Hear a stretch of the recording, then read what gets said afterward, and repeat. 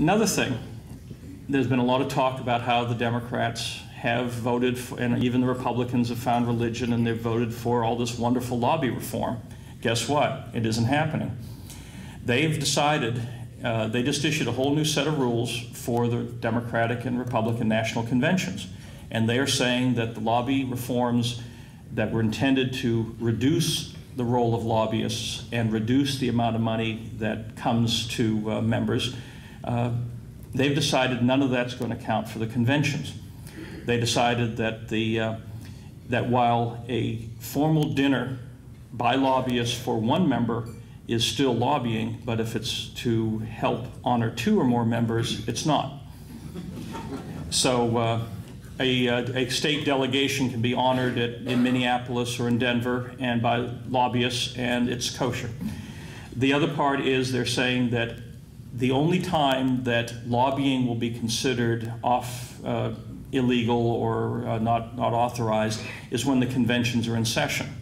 Well, if any of you have been to a state or a national convention, they don't do that during the hours of the convention anyway. The parties happen before the convention. They happen the nights of the convention after they adjourn for the night. So once again, they render the entire lobby reform effort a joke. And this is the best part. When they are basing the reform, this interpretation of the lobby reform effort, on remarks inserted into the record 4 days after the bill passed. And you can thank Judiciary Chairman Representative Conyers for that.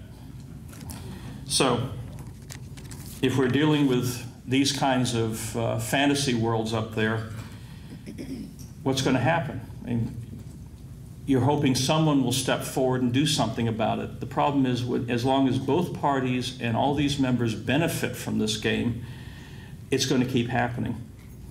As I talk in my book, Naked Emperors, all these people are parading in this fake finery. They are all naked emperors. They are all sitting there hoping and praying that nobody sees what really is going on. And unlike the children's story where the child says the emperor's naked and everyone finally comes to the realization of this and the emperor is embarrassed, the real story is the child is wrestled to the ground by security forces and deported. So, how do we start doing something about it? Think of this. Every day Congress is in session, there are 50 meetings taking place between the House and the Senate. You have subcommittee meetings, full committee meetings, hearings, markups, other kinds of discussions, Rules Committee meets. If you're lucky, C-SPAN's going to cover 4 or 5 of those for the entire week, and they'll be shown at like 2 a.m. on a Saturday night. If there's some food fight going on with some major administration official, they might make CNN a snippet. But the key is, not a single one of these meetings is available to the public. If you ever watch one of these meetings on C-SPAN, you see a sea of suits behind the whoever is at the witness table. Those are all either congressional staff, bureaucrats from the agency involved, and lobbyists. There are no real people in that room. There are no real Americans in that room, and that's their intent. When I was CAO of the House, and this is back in 94, 95, 96, when we had rudimentary technology compared to today, we said, let's put 2 cameras in every single meeting room in Congress. Point 1 at the dais with all the members, point 1 at the witness table, and at that time we said, do C-SPAN 1 through 60. Nowadays it could be podcast, it could be webcast, and we all know some of us have little video monitors on our computers. You can buy them for 50, 60, 100 bucks at Staples or Circuit City. I was told that's too public. Members of the Republican leadership said, there's no way we can have these meetings be that public. And I said, but they're public meetings. And they said, well, but the public can read about the transcript. I said, but transcripts are put together and they're published 6 months after the fact. And if legislation is moving through, we need real-time input, real-time knowledge. And I said, besides that, when I was a staffer, I used to alter transcripts. I mean, if a member was inarticulate or misquoted a statistic, that was my role as a staffer, was to make them sound really articulate. So they didn't want those basically 200 meetings a week given to the public. The other problem is, think of the federal government. Every day, every regulatory agency is holding meetings. Administrative law judges, SEC commissioners, they're meeting every day, creating policies, ruling on cases, taking testimony from experts. Not one single public meeting in the city of Washington is currently broadcast anywhere. And even the FEC, Federal Communications Commission, does not broadcast any of their meetings. They don't communicate. So once again, not only are we talking Congress not wanting the public to know what is really happening, the entire executive branch is hiding from the public, and the technology has been there for 12 to 14 years. It's just the will isn't there. So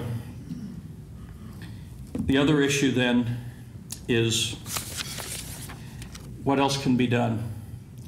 One other thing is again, lots of talk about lobby reform, lots of talk about transparency, lots of talk about trying to stop earmarks, but no one wants to talk about what we call silver bullets. Silver bullets are not about werewolves and not about Coors beer. They're about the way business is actually done in Washington, and this is a term actually used by lobbyists. What they say is, let's say there is a career bureaucrat in charge of some grant program, and somebody in some state wants that grant for them. They go to a lobby firm on K Street in DC, and they talk about the silver bullet. And the silver bullet is maybe that bureaucrat has a child who needs to get into a major preparatory school, or that person wants to get on a board of trustees of a university, or they are nearing retirement and they want an industry position. The silver bullet is that promise is made verbally, and the grant is magically awarded, earmarked in this case by a bureaucrat, not by a member of Congress. We have no paper trail, and that member of that agency gets their just rewards at some later point. That happens all the time. It's been happening for decades, and there is no way to track that. And it gets back to the ethical issues of the culture of Washington. So what can we do about something like this? One of the things which I propose in the book is that on tax day every April, instead of just paying our taxes, it's time for the citizens of this country to create the budget of the United States. And what that means is, think of the same day you're out at H&R Block or your accountant or on your TurboTax, up pops another IRS form with the entire chart of accounts of the United States government, every government agency, every major program, and you're given, as an individual taxpayer, $100,000 of hypothetical money that you can allocate to any government program you want. You know, liberals will load up the Department of Education, conservatives will load up the Department of Defense. But the key is a national referendum on the entire federal spending for the next fiscal year happens the same day you have to pay your taxes. Initially, this could be advisory, but the key is this doesn't take an act of Congress. This could be a form that gets created by the IRS tomorrow, administratively. But imagine what would happen if a federal agency gets no money. You know, 200 million taxpayers vote with their $100,000 model budgets, and an agency gets zero. Even if that's not binding, imagine what the politicians will have to do, what kind of scrambling they'd have to do to realize that only the lobbyists on K Street wanted that agency. No one in the rest of the country did. That's a huge, huge power shift away from Washington. I've proposed this for 10 years. Everyone's scared of it.